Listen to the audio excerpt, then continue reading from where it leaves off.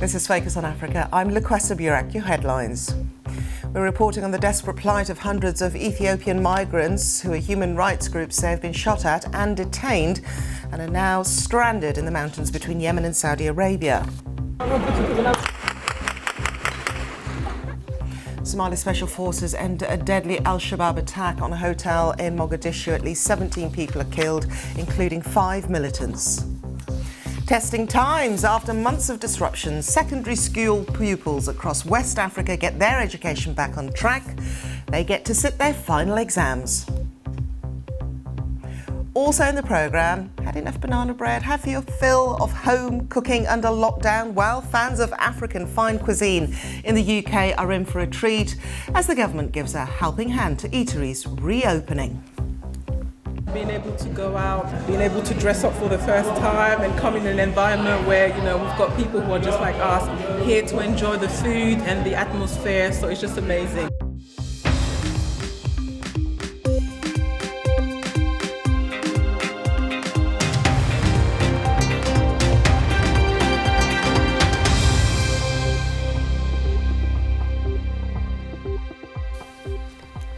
Hello and welcome to Focus on Africa, coming to you from BBC World News. Now first, an international pressure group says hundreds of Ethiopian migrants may be stranded in the mountainous border region between Saudi Arabia and Yemen, whilst others have been detained. Human Rights Watch claimed that in April, Houthi rebels in Yemen killed dozens of migrants, accusing them of being coronavirus carriers.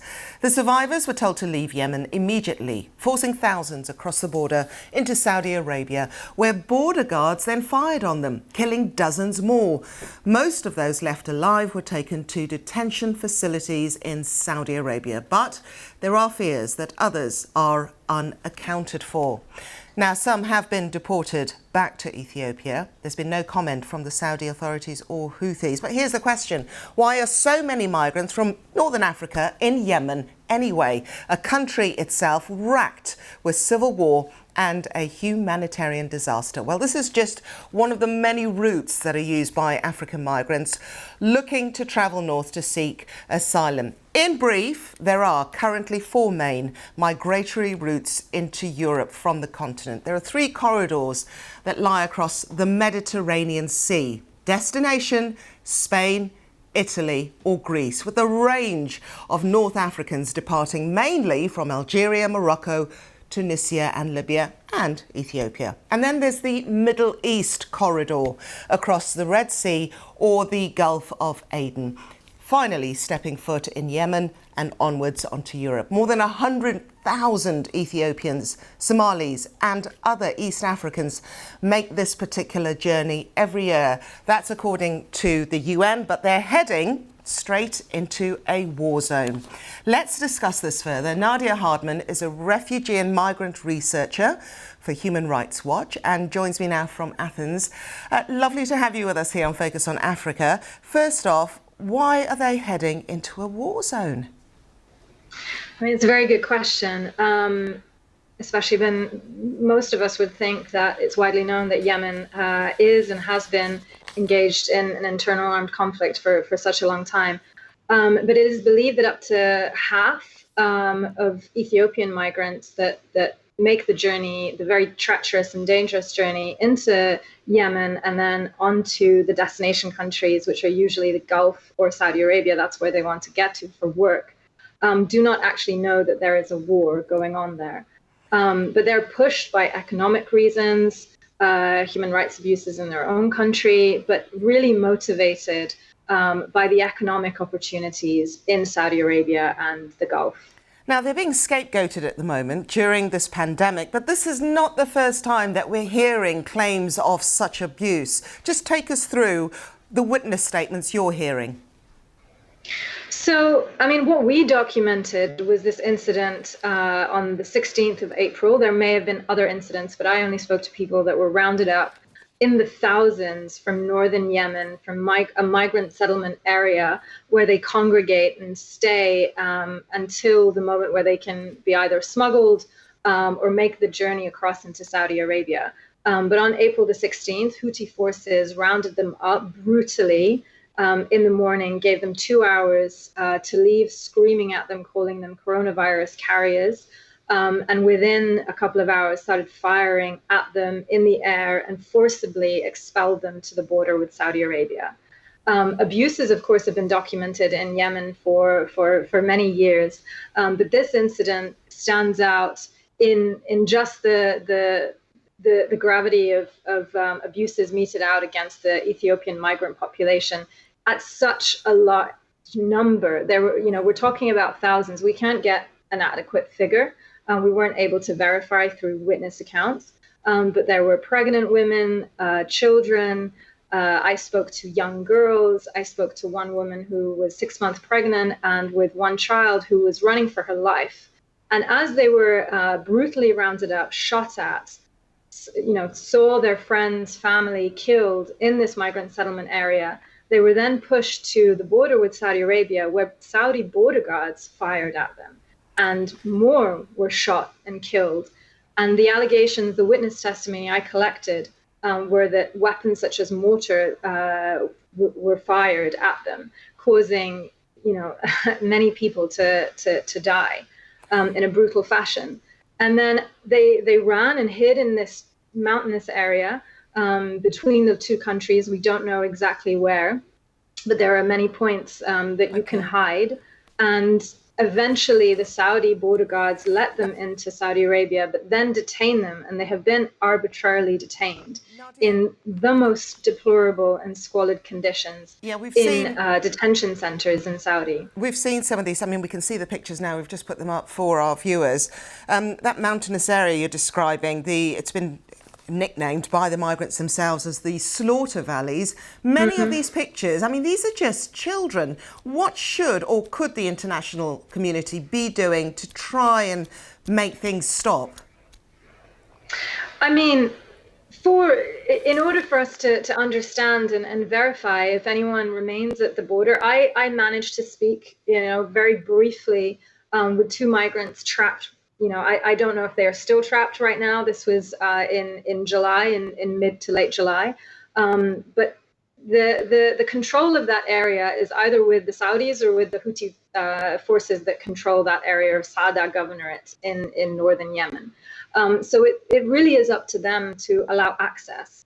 And I believe the humanitarian agencies are asking and would be ready and willing and able to provide emergency assistance to access especially the vulnerable groups. I heard that there are still women and children and pregnant women stuck in the mountains, but we don't know. It's extremely difficult to get access. I understand that, but it is of the most urgent need and concern. Nadia Hardman of Human Rights Watch, thank you very much for that update. Thank you. Thank you. Now, the government in Somalia says that an armed siege at a hotel in the capital, Mogadishu, on Sunday night has been brought to an end by security forces. At least 17 people, including 5 gunmen, were killed when al-Shabaab Islamist militants exploded a car bomb and stormed the beachside Elite Hotel, which overlooks the Lido Beach. More than 200 people were trapped before eventually being evacuated. Now, the hotel was recently built and is owned by an MP and is popular with officials and the Somali diaspora. The BBC's Bella Shigao reports. Terror on the streets of Mogadishu. On Sunday night, this heavily guarded hotel, popular with politicians and professionals, became the scene of a deadly violence. The attack started with a massive bomb blast at the Elite Hotel late on Sunday night. This is what was left after a car loaded with the bombs exploded in the capital. The militants stormed the gates, taking hostage. A fierce 3-hour gun battle with security forces followed. More than 200 people were rescued from the hotel. Ambulance crews rushed the wounded to the hospitals across the capital.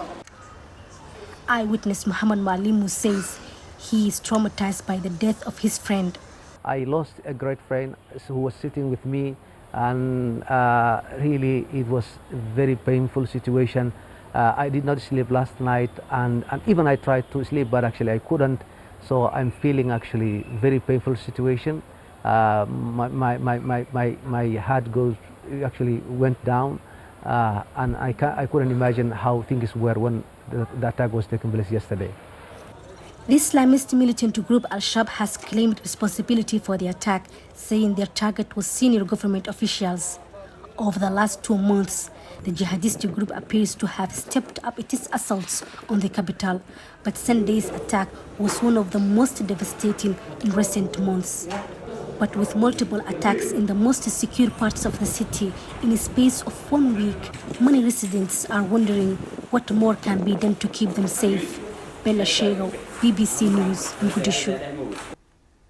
Now, many of you will be aware of the scandal that's been unfolding in the UK over A-level and also GCSE results being assigned to pupils who haven't been able to physically complete their exams.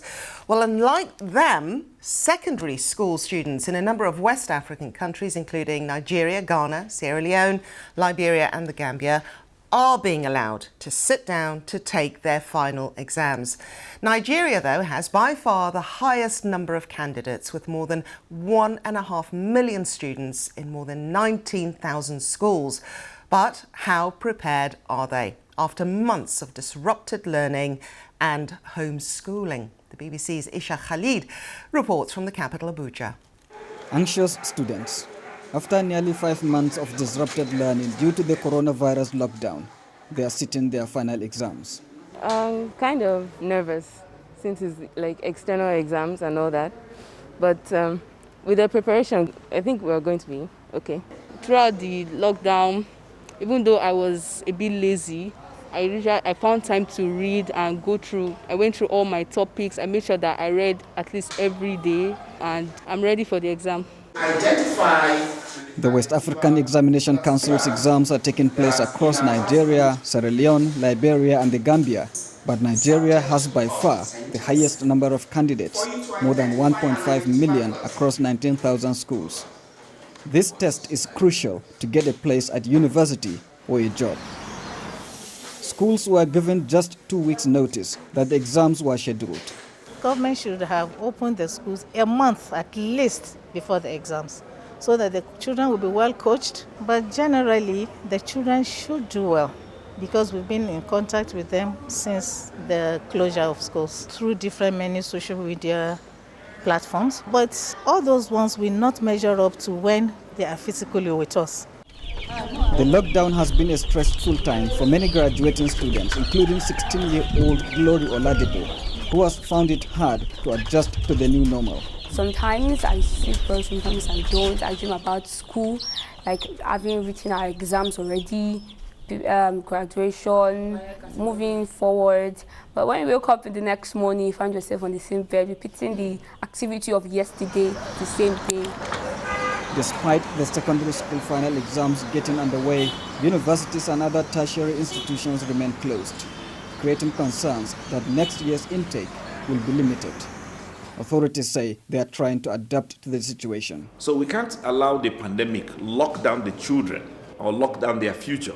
We want them to stay alive, and we've given all the space, and that's why we've provided all the guidelines. Is the examination going to be marked according to the usual rules, the marking rules? Sure, there's no substance. We're not lowering any standards. The standards are the same. This is exactly the same standards. But this is an abnormal situation. The students have lost a lot. The children have not lost anything. They were at home. They were not hibernating. They didn't shut down their brains and their heads as well. While the secondary school final exam takes place, millions of other students remain at home, but they all have one thing in common. The impact of the pandemic will linger on in their memories. Ishaq Khalid, BBC News, Abuja. Stay with us because still to come, food, glorious food, as an easing of lockdown restrictions brings diners back to the table.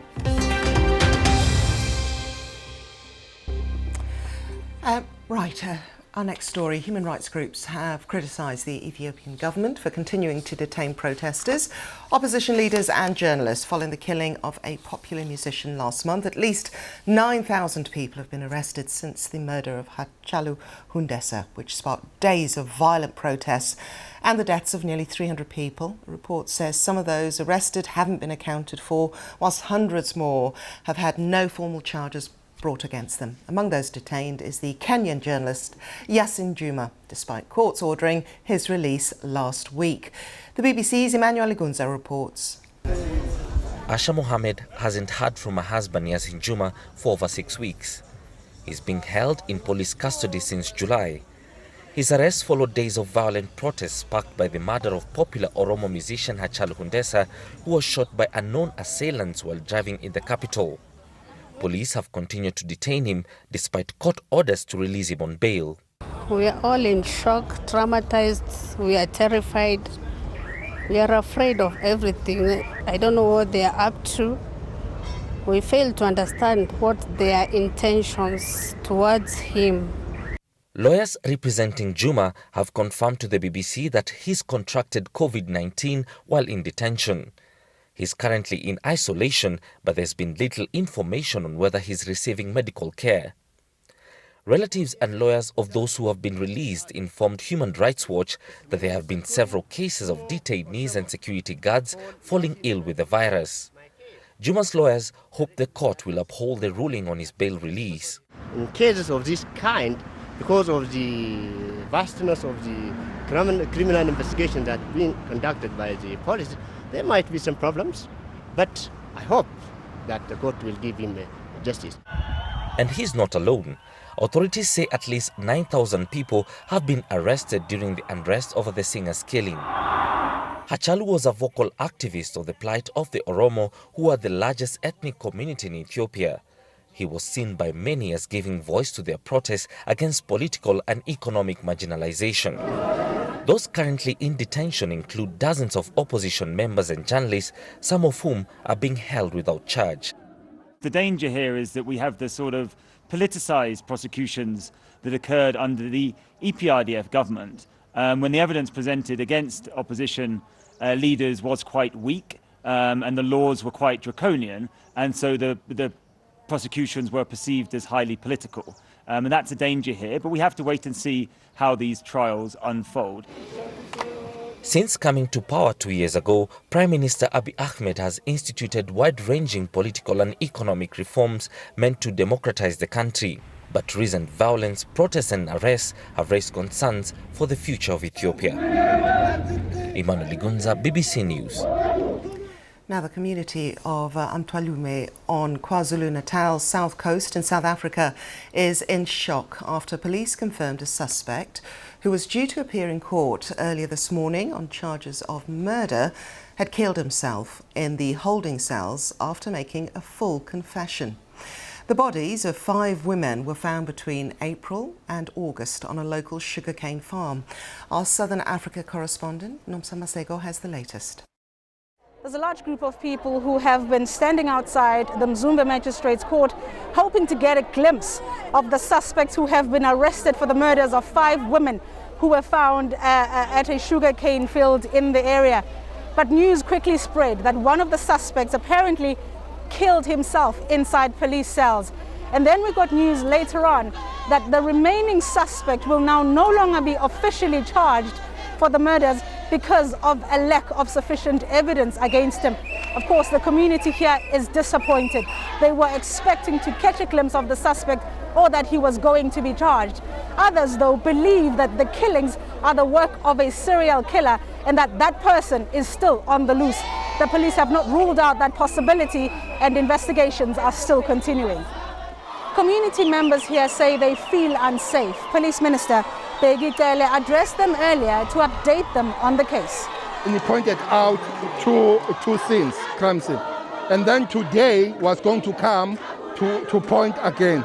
And then that is not happened now because the man is late. But he has confessed to say actually there are more people that he himself he has been involved, even more than the 5 people that are here. The address by the police minister has angered people here now that it has been discovered that more bodies are still out there. People here want answers because they say that women and children who live in this community are still not safe, despite the fact that the main suspect in this case has killed himself. That was Nomsa Masego there. Now, after more than 4 months under lockdown in the UK, the hospitality industry has gradually been reopening. And with the UK government's decision to cover 50% of restaurant goers' tabs, that's their bills, the hope is that this will encourage people to start eating out and the sector will be given a kickstart to a recovery. Well, that's prompted 2 chefs of African origin to organise an Afro-fusion dinner in the English capital of London, their first event since the end of the confinement.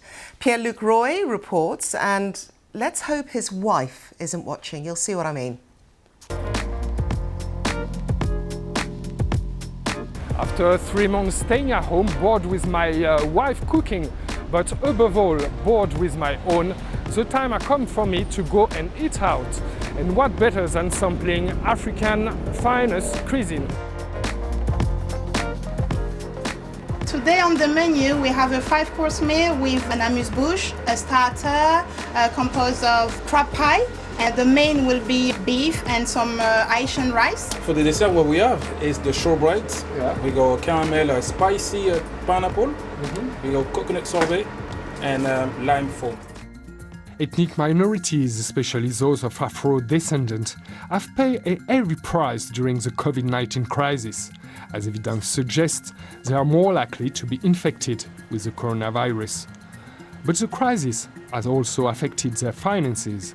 They are also more likely to suffer economic hardship due to many businesses closing during the pandemic.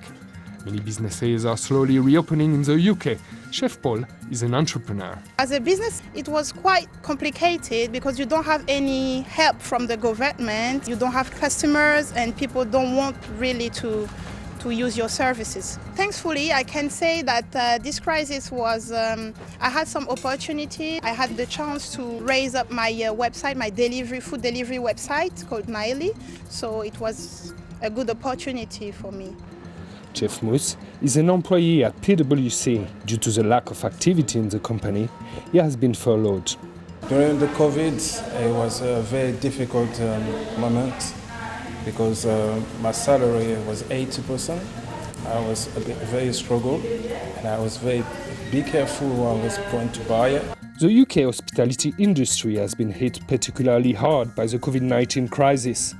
Almost 80% of companies ceased their activities during the lockdown period, and nearly 1.4 million workers have been furloughed. To revive the sector during August, the UK government is paying half on restaurant bills covers. Little by little, customers are coming out to it. The feeling is amazing. Having been at home for the lockdown for a whole 3-4 months and being able to go out is just amazing. Being able to dress up for the first time and come in an environment where, you know, we've got people who are just like us here to enjoy the food and the atmosphere, so it's just amazing. The event is an African event serving African food, so I thought I should come and support the event. And, you know, lockdown is over, so any opportunity to leave the house is a good one. So after a fantastic dinner, it's time for me to go back to my own cooking, and what a great way to support the local business communities. I just hope we won't be back in lockdown anytime soon. Yeah, bon appetit. That is it for now. Just to remind you there of our top story today, and there's a warning from the human rights group that says that hundreds of Ethiopian migrants may well be stranded in the border region of Saudi Arabia and Yemen, or are being arbitrarily detained. There are also claims that dozens have been killed by Houthi rebels and also by Saudi border guards. So that is the top story today on Focus on Africa.